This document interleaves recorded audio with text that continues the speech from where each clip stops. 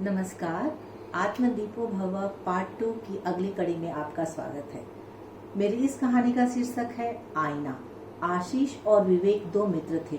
दुमका जिले के mission school में 9वीं कक्षा के छात्र थे। दोनों में बड़ी अच्छी मित्रता थी।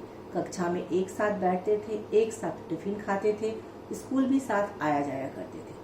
आशीष के पिता एक राशन के व्यापारी थे। काफी प्रसिद्ध दुकान था। पिता व्यापार के कामों में व्यस्त रहा करते थे और माँ घर के कामकाज में व्यस्त रहा करती थी। आशीष की एक छोटी बहन थी शोभा।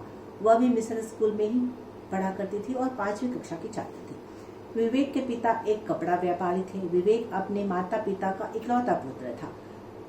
माँ एक पढ़ी लिखी महिला थी। दोपहर में ट्यूशन क्लास चलाती थी। आशीष और विवेक भी ट्यूशन में साथ साथ ही रहा करते थे। माँ अपने इकलौते पुत्र की सुरक्षा के लिए हमेशा सजग रहती थी। आशीष और विवेक और शोभा साथ साथ स्कूल आया जाया करते थे। रास्ते में पड़ने वाली दुकानों पर, लोगों पर नजर दौड़ाते हुए आनंद से रिक्शे का सफर आधे घंटे में तय हो जाया करता था।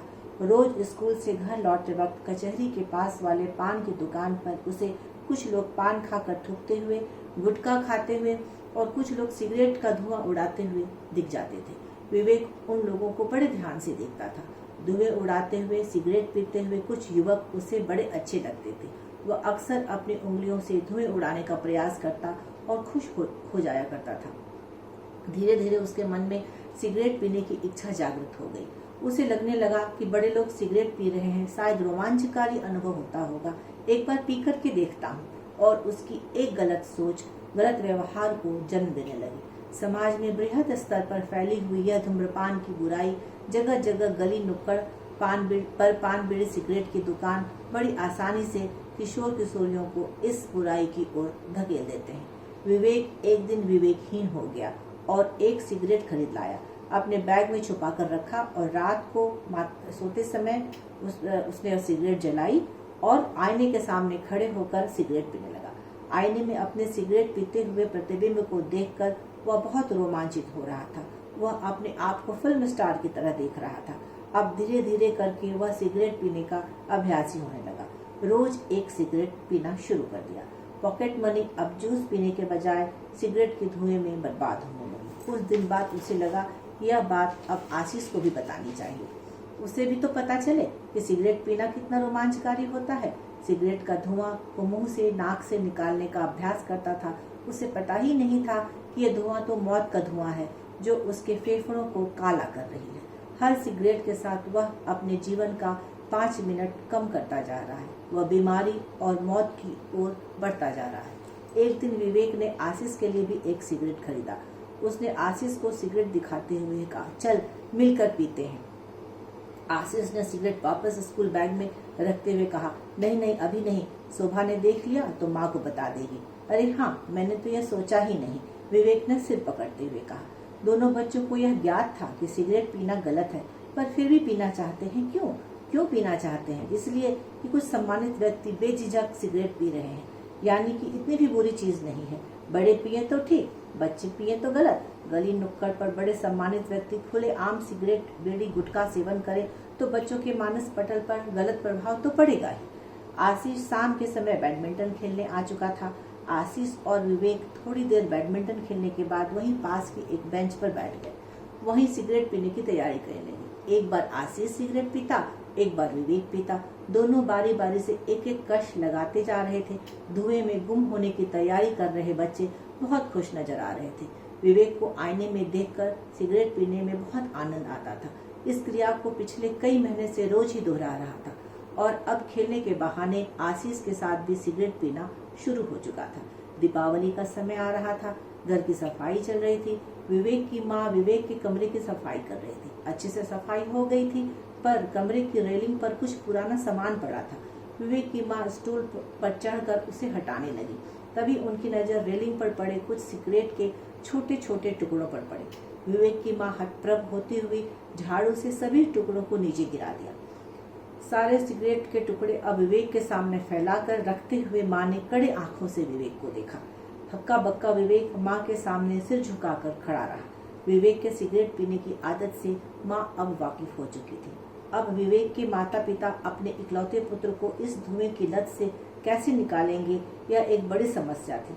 जब तक विवेक खुद इस आदत को छोड़ने के लिए तैयार न हो, तब तक सारी कोशिश बेकार हो सकती है। माता पिता ने विवेक से खुलकर बात करना ही ठीक समझा। पिता सिगरेट के टुकड़ों को देखकर परेशान होकर सिर पकड़कर बैठ गए। विवेक घबराकर सब पकाते हुए पिता के घुटनों के पास बैठ गया। काटो तो खून नहीं, सामने प्रमाण था, कोई बहाना नहीं सूझ रहा था, इसलिए गलती मान ली। हाँ पापा, मैंने ही पिया है। रोज सोते समय खिड़की दरवाजे बंद कर आईने के सामने सिगरेट पीता हूँ। आईने के सामने क्यों और कब से? माँ ने पूछा।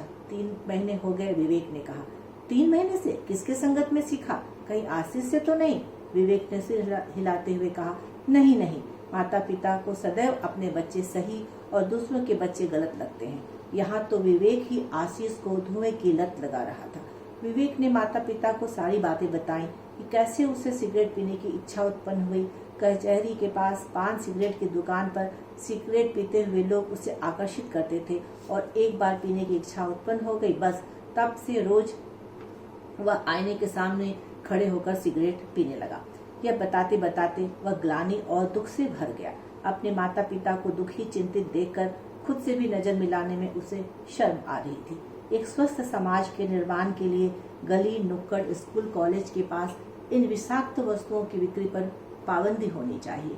विवेक के माता पिता और आशीष के माता पिता ने अपने बच्चों को समय रहते ही इस दलदल से निकाल लिया था। बच्चों को मेडिकल चेकअप के बाद कुछ दवाइयाँ दी गईं। स्कूल में भी धूम्रपान के दुष्परिणाम की जानकारी दी जाने लगी। स्कूल प्रशासन ने भी बच्चों के हित के लिए कड़ा रुख अपनाया। धीरे धीरे विवेक और आशीष ने अपना मन इन चीजों से हटाना शुरू कर दिया। बुराई और अच्छाई सब कुछ हमारे नजर के सामने ही होता है।